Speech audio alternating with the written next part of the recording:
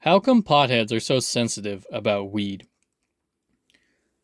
Now, this came up because I've seen a couple clips of Louder with Crowder having an interview with Joe Rogan. Pot came up.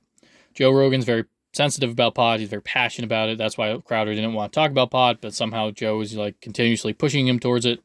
And Crowder knows he has a different opinion than Joe Rogan about pot. So that's why he's constantly like, I don't want to talk about this. And Joe's like, no, man, let's talk about it. Let's talk about your opinions and why you have to believe in what I say. So he's very sensitive in this interview about pot specifically. And so the question is, how come people are so sensitive when they are potheads?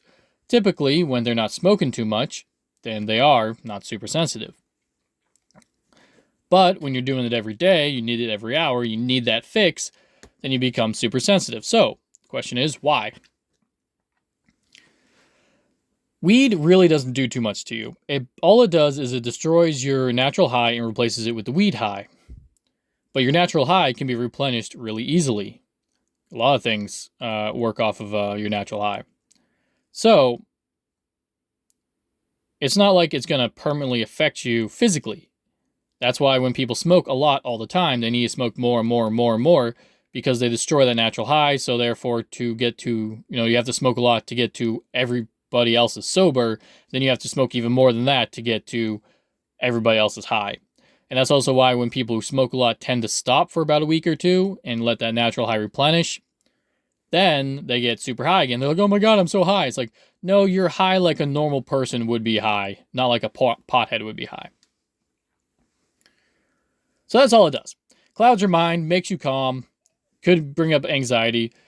It helps with a lot of different things, but all it really does is it kind of eliminates stress, but not really. It's more like it just puts you in that state of, like, that state where you don't get a lot of sleep and then you're kind of half awake, half aware. You kind of get put into that kind of state.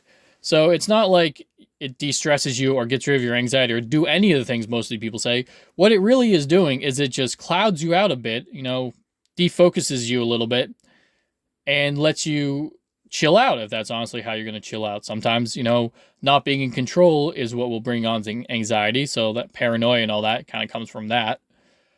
But in general, it has no specific reaction other than it just chills you out and kind of takes you out of clouds your mind and all that.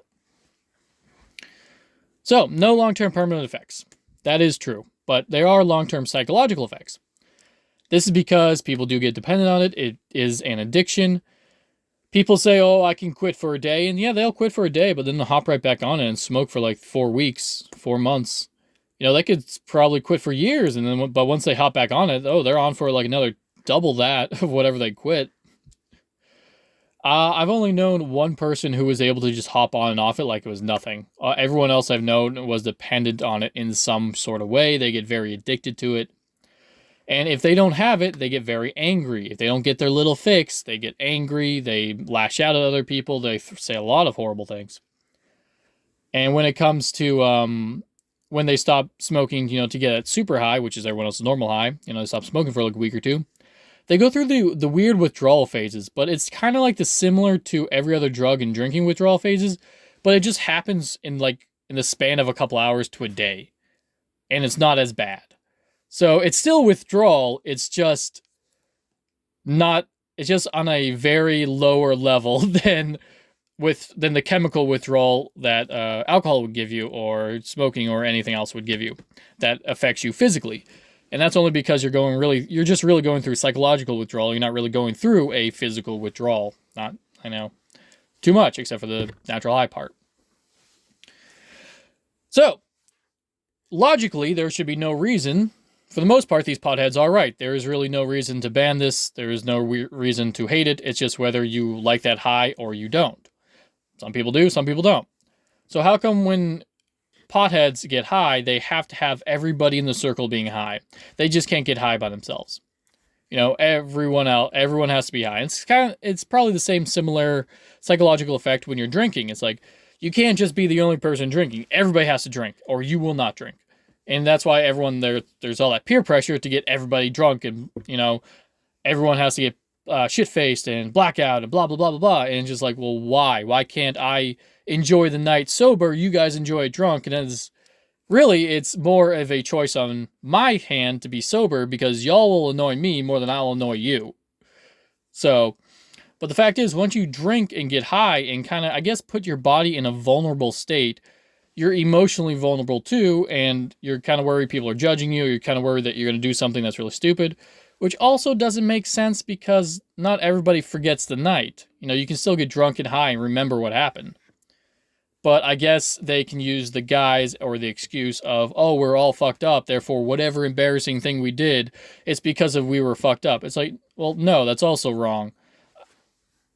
You know, if you did something embarrassing, most of the time, unless you get like super drunk and super high, you have complete control over your, what you do. So just like when people say drunk is your true self. No, it's not your true self. It's just that you just do the first thing that pops in your head, which isn't your true self. It like literally random shit pops into people's head every moment of the day. It's like, it's not, let's say you hate babies and then a baby stroller walks by and you're like, I want to kill that baby. No, you're not automatically a baby killer just because that's the first thought you thought of. It's a little weird and messed up, but it just means that you don't like babies. Doesn't mean you're out slaughtering babies every night. Okay, so back to how come these potheads are so sensitive about it, since they really don't have a reason to be sensitive about it. You know, really, they should just be like, okay, we agree to disagree. I like doing it, you don't. I'll do me, you do you. And that's usually the sober person who does disagree with it stance, is like, it's not that I say you can't do it, it's more like I just don't want to do it. They're like, well, man, it's not, illegal. It's like, that's fine, I still don't want to do it. Well, it's not going to harm you psychologically or physically or whatever. It's not going to do any long-term effects. I'm like, that's fine. I still don't want to get high. It's like, come on, man. It's fun. It's, that's how I'll have fun. And it's just like, but I don't want to do it. Why is this such a concern for you? And as the sober person, some little anecdotal evidence, as a sober person, now, in my these days, sober as in I do not smoke and I do not drink anymore, people do get very sensitive. People need to have you to smoke and drink with them, or else you can't be part of the group. They will kick you out. I don't know why. They really have no reason, and every logical reason behind it has nothing to do with it. It's all a feeling. They feel something, which could be the vulnerable state, and regardless of the logic behind the vulnerable state, they still feel vulnerable, therefore they need to feel good by having everyone else feel like them. They need to be part of that group. So, pot's not, you can't control with the legal stuff. Pot is basically becoming legal everywhere, and I'm sure it's going to get fully legal at some point. Right now, there are still stipulations behind it. Like I think you can only have an ounce or whatever. You can't just have like a giant bag of pot walking around. But regardless, the legal thing is basically almost gone. So that there's no reason there. The potheads are right when it comes to the physical effects. There are no long-term physical effects. So they're right there. So they're right in their sense. So I don't know why they would be upset if someone disagreed.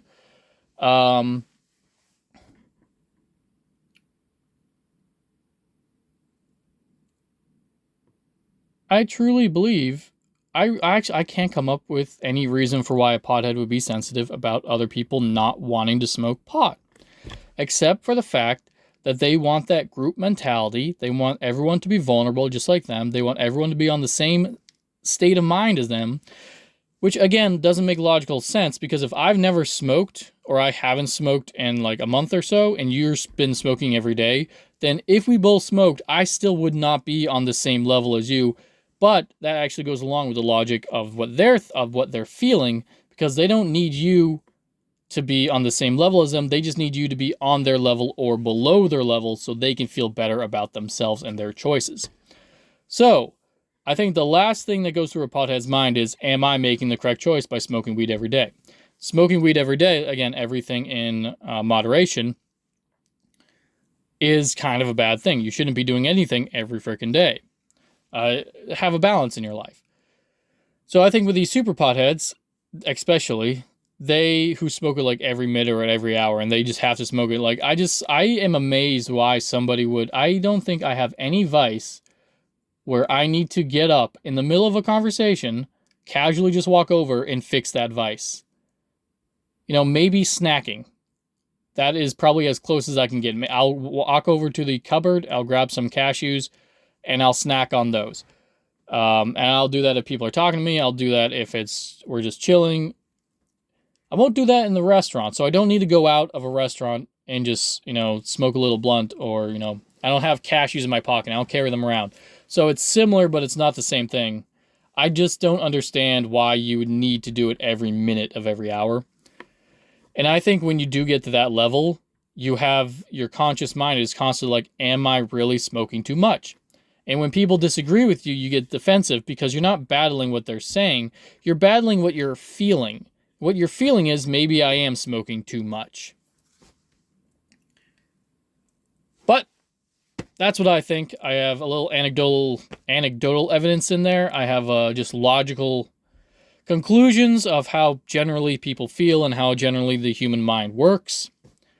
But to be honest, I don't know why potheads get super sensitive. Maybe I'm just hanging out with the super sensitive ones.